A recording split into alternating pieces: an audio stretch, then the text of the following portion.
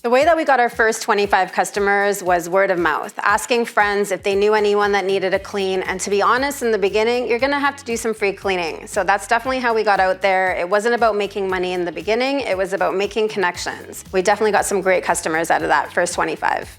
I started cleaning for a friend of mine, and from there, she referred me to her friend, who referred me to her friend, and they started calling me their go-to girl, which is the girl that they went to get all their tasks done, and that's how I became the go-to girl. So my very first client, they told somebody, actually they lived in a condo complex, and eventually we had like 8 clients in that complex, so we would just kind of go there for the day and just work our way through. My first 25 clients I got through a referral program that I set up. I offered them every third cleaning for free, or I offered them organizing a closet or something. It was custom made for each of the clients because all of them has different needs. In the beginning, you're gonna find that there's some growing pains for sure. Make sure you have good insurance. Anything can go wrong. One of the funny stories, wasn't really funny for our client, but we actually broke a $25,000 painting. That ended up being a big deal, but you know, accidents happen. We had the right insurance and we solved the problem quite well. We were able to find a very similar painting. The client was happy,